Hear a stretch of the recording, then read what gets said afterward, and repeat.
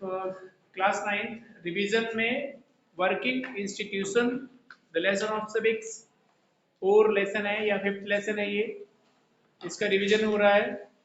Topic था office memorandum. Office memorandum release on 13 August 1990 for providing 27% reservation for SEBC socially economically and backward class के लोगों को 27% reserve seat दी दे दी गई। Due to, ये कोई sudden appeal नहीं थी, ये जो जियो था वो तुरंत जारी नहीं हुआ था या एक अचानक कोई ऑफिस मेमोरेंडम नहीं निकलते हैं, ये तो बहुत लॉन्ग टाइम प्रोसेस में होते हैं।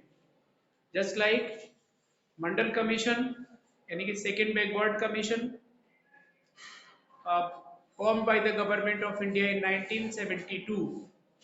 1972 में इस सेकेंड बैकवर्ड कमीशन को बना के तैयार किया था इसने, है ना। ये popularly known as the Mandal commission, यह पॉपुलरली मंडल कमीशन के नाम से जाना गया, ठीक है। और इसका जो लीड कर रहा था इसको, वो था, उनका नाम था BP मंडल, ठीक है ना। BP मंडल उनका नाम था।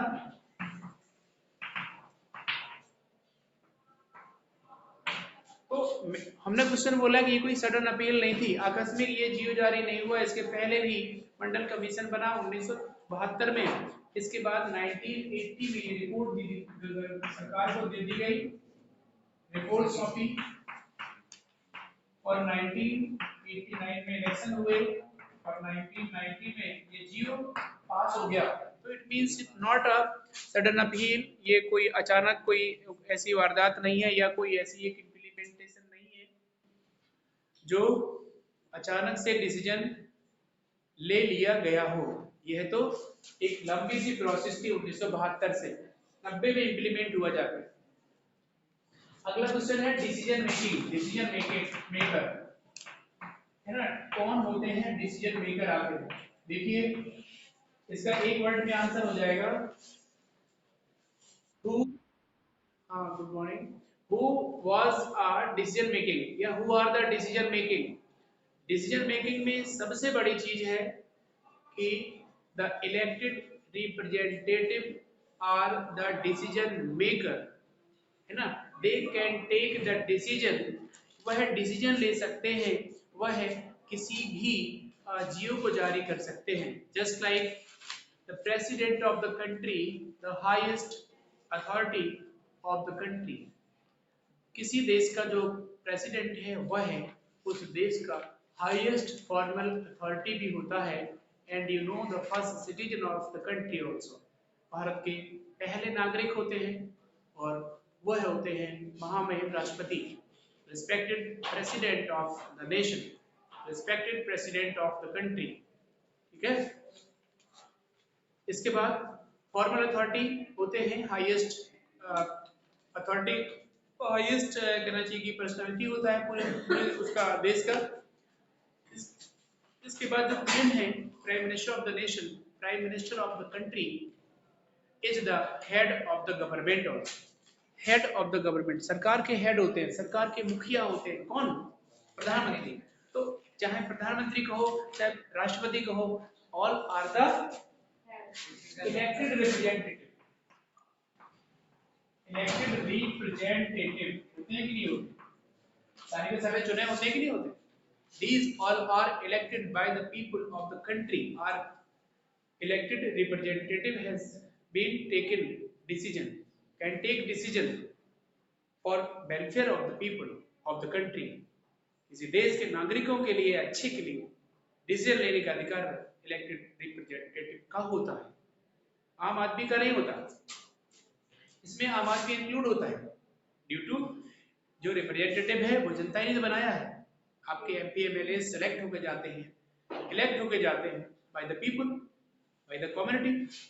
तो हम लोग यहाँ हैं, बस इन मतलब दिखते नहीं है, तो हमारा नेता वहां पर होता है, ठीक है ना। तो तो कह रहे हैं कि president is the formal authority, highest authority of the nation, prime minister head of the government. इसके बाद तीसरा है पार्लियामेंट ऑल्सो, पार्लियामेंट, पार्लियामेंट में भी ये दो हाउस होते हैं। First house is the Rajya Sabha, second is Lok Sabha. Rajya Sabha is the upper house, Rajya Sabha is the upper house, Lok Sabha is the lower house of the parliament. अलग अलग मेंबर्स होते हैं उसमें, पर एक अनस्टेबल होता है, मतलब कहने का लोकसभा एक अस्थायी सदन है, राज्यसभा एक स्थायी सदन है। इसका टेनर 5 साल होता है, लोकसभा का 5 साल में इलेक्शन होते हैं, राज्यसभा में 6 साल में इलेक्शन होते हैं। और qualification become a member of the Lok Sabha वो होगी 25 ईयर के होने चाहिए, आप भारत के नागरिक होने चाहिए। राज्यसभा में 30 साल होना चाहिए, 6 साल का टेनर होता है, वो 6 साल में उसके 2/3 मेंबर रिटायर होते हैं, ठीक है, इतने मेंबर रिटायर होते हैं उसके।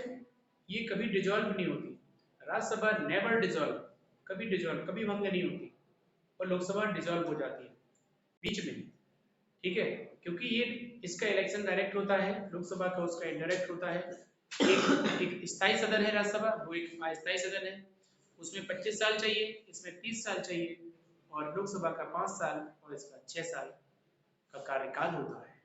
Having a tenure of the Rajya Sabha is 6 years and Lok Sabha 5 years. And completely, if you want to participate, then you become to complete 25 years. आप 25 साल के हैं, भारत के नागरिक हैं, पागल नहीं है, दिवालिया नहीं है ना, या कहीं सजा नहीं पाई आपने, आप बन सकते हैं भारत के पीएम। दूसरा क्वेश्चन, इसके बाद हमने अपने कह दिया डिसीजन मेकर कौन है, ये लोग लेते हैं जो इलेक्टेड रिप्रेजेंटेटिव होते हैं, चाहे राष्ट्रपति हो, चाहे प्रधानमंत्री हो, चाहे parliament, can take the decision. एक एग्जांपल है आपका, वही तो एग्जांपल है कि जब 19 फिर से वहीं पे लौट कर आए 72 में मंडल कमीशन सरकार ने बना दिया, government take form the Mandal commission. यह है कहना चाहिए कमीशन किसी एक ग्रुप के लिए काम करेगा, पर्टिकुलर एससी बीसी के लिए काम करेगा। इसके लिए 1980 the Mandal commission provide a report या send report to the government of India, Bharat सरकार को मंडल कमीशन रिपोर्ट देता है। उस रिपोर्ट में उसकी डिमांड होती है कि 27% SEBC को रिजर्व सीट हमें होने चाहिए। ओके, जब रिजर्व सीट की डिमांड कर देता है तो इसकी मांग होती है, और ये पड़ा रहता है बिल ओवरऑल जब इलेक्शन होते हैं। तो यहाँ पर जनता दल की पॉलिटिकल पार्टी है, जनता दल के मैनिफेस्टो में होता है कि हम if we won the election, Janata Dal announce in the time of election its own manifesto. उनके मैनिफेस्टो मतलब घोषणा पत्र होता है, उसमें लिखते हैं कि अगर हम इलेक्शन जीतते हैं तो इसको हम रिकमेंड कर देंगे, आपकी मांग को पूरा कर देंगे, मंडल कमीशन की बात को मान लें, ठीक है। लेकिन सरकार नहीं बन पाती है। इसमें बीपी सिंह प्राइम मिनिस्टर बनते हैं, और बीपी सिंह इस कमीशन को इम्प्लीमेंट करते हैं, है ना, और ये कमीशन की बात को एक्सेप्ट करते हैं, और कैबिनेट में 6 अगस्त को ये बात रखते हैं कि हम मंडल कमीशन लाने जा रहे हैं, मंडल कमीशन की रिपोर्ट लाने जा रहे हैं, और नेक्स्ट डे ये इम्प्लीमेंट होता है। और नेक्स्ट डे था कि इसके बाद 13 अगस्त 1990 को ये जो है ऑफिस में ये ऑर्डर पास हो जाता है, एक जियो निकल जाता है, क्योंकि 6 तारीख को कैबिनेट की बैठक में बोला था, उसके नेक्स्ट डे इस बात को उन्होंने सरकार में जारी कर दिया था, और उसके कुछ दिन के बाद 13 अगस्त को ये जियो बन गया। तो देखिए जियो बनने में कोई जल्दी थोड़ी नहीं बनता, जियो की आकस्मिक अटेंडम ऑफिस मेमोरेंडम बन गया। ये ऑफिस मेमोरेंडम बनने में कुछ नहीं लगा, कोई टाइम नहीं लगा। प्रोसेस देखिए 1972 से शुरू हुई थी, 90 में खत्म हुई, इतना टाइम लगता है। सभी जियो में नहीं लगता, छोटे छोटे जियो होते हैं, लेकिन कुछ ऐसी डिमांड होती है जो एकदम पूरी नहीं कर सकते। 1990 के बाद और 1993 के बाद इसके बीच में मतलब 90 से 93 के बीच में बहुत अपोज हुआ, किसने किया? नॉन एसईबीसी पीपल ने कहा कि ये तो देश के साथ अच्छा नहीं है, गलत बात है और आपको ये इम्प्लीमेंट नहीं करना चाहिए। लेकिन ओवरऑल कॉन्स्टिट्यूशनल बेंच ने आखिरकार संवैधानिक पीठ ने ये निर्णय दे दिया। 11 जजेस की सीट बैठी थी, 11 जजों ने कह दिया कि नहीं ये संवैधानिक है। समाज में अगर कोई पूरे समाज में अगर कोई एक ग्रुप, कोई एक छोटा सा ग्रुप अगर लोअर है तो उसे हमें बराबरी पर लाने के लिए कुछ रियायत देनी पड़ेगी, ऐसा लोगों ने माना, है ना। और 27% बैकवर्ड क्लास को reserve seat they the. Is it clear? ये बात समझ आ गई ना सबको? तो you know that about the decision maker also over here, president, prime minister, parliament, and also you can say the elected member can take the decisions of any of the political arena or any of the area.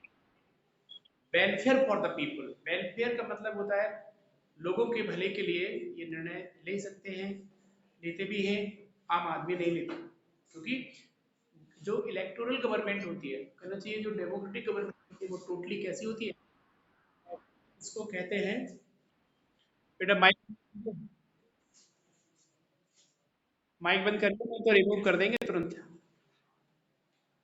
ठीक है, तो ये parliament है, इसके दो सदन होते हैं। पार्लियामेंट में भी इलेक्टेड रिप्रेजेंटेटिव होते हैं, आपको पता ही है। All these elected representative over here, यहाँ चाहे लोकसभा सदस्य हो चाहे राज्यसभा सदस्य हो, सारे के सारे इलेक्टेड मेंबर होते हैं। तो they can take the decision, है ना, उन्हें निर्णय लेने का अधिकार है। सरकार बनाते हैं, गिराते हैं। आपको बता दें इंडिया में अभी पूरे देश में हम डिमोनेटाइजेशन हुआ तो डिसीजन मेकिंग किसने किया? प्रधानमंत्री। लॉकडाउन हुआ तो पीएम, तो कोई आम आदमी थोड़ी ले सकता है। All this decision can take by the formal authority of the country who have the highest power of the country and also elected representative। ऐसा नहीं कि कोई एक तानाशाह है उसने ले लिया, तो फिर वो डेमोक्रेटिक कहाँ हो गया? किसी देश किसी दूसरे देश ने कब्जा कर लिया, कह दिया सब देश में, पूरे देश कोई नागरिक देश से बाहर, घर से बाहर नहीं निकलेगा, नजरबंद किया जाता है, तो ये तो डेमोक्रेटिक नहीं हुआ ना। ये केवल जनता के हित में होता है, ये आपको बीमारी न हो जाए, कुछ ऐसी चीज ना हो जाए, इसलिए आप घर में, नॉट फॉर डिक्टेटर्स। लेकिन वो ठीक है ना, तो डिसीजन लेने का अधिकार इनको है। तो इसलिए, और अगला बताइएगा टॉपिक क्या है? पलटो पन्ने, बुक है नीड फॉर पॉलिटिकल इंस्टीट्यूशन। देखो need for political institution, political institution की क्या जरूरत है? आपको घरों की जरूरत क्यों है? क्योंकि प्रोटेक्शन मिलता है। Can take the example of the parliament, यहाँ पर मीटिंग कंडक्ट होती है, रेगुलरिंग ऑफिस जाते हैं मिनिस्टर, अटेंडेंस होती है इनकी। ये पार्लियामेंट, ये need of the political institution. राजनीतिक संस्थाओं की जरूरत हमें है, राजनीतिक कार्यवाही चलती है, सरकार बनती है, बिगड़ती है, लोग वहां पर एकत्र होते हैं। So we need the political institution. Political institution का मतलब होता है राजनीतिक संस्थाएं। आज अगर किसी भी विभाग में काम होता है तो उन्होंने कहा साहब संसद में बिल पारित हो गया। संसद एक राजनीतिक संस्था है, ठीक है। अगर ये नहीं होगा तो आप कहाँ कैसे करेंगे? कैसे मिनिस्ट्री होगी, कैसे ड्यूटी होगी, कैसे आप जानेंगे कि ministry of the health, ministry health minister वहां दिल्ली बैठेगा, एजुकेशन मिनिस्टर दिल्ली बैठेगा, तो बैठेगा मतलब पॉलिटिकल इंस्टीट्यूशन में बैठेगा ना, अपने अपने रोड पे थोड़ी घूमेगा, पान खा के किसी ढाले पे थोड़ी बैठेगा कि बैठा है साहब, वो तो कहीं मिल जाते नहीं, वो एक सिलेक्टेड टाइम पर सिलेक्टेड जगह पर मिलेंगे ड्यू टू वो इलेक्टेड रिप्रेजेंटेटिव है। वो पॉलिटिकल इंस्टीट्यूशन की सुरक्षा रक्षा, देश की सुरक्षा सम्मान में लगे हुए हैं, है ना। तो so we need the political institution also।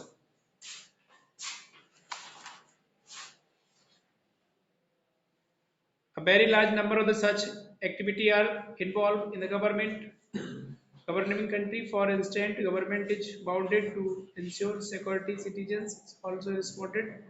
वो कह रहे हैं कि सारे जितनी भी रिस्पॉन्सिबिलिटी होती है वो सब पॉलिटिकल इंस्टीट्यूशन में बैठ कर ही करी जाती है. So we need the political institution. ठीक है. Okay, thanks.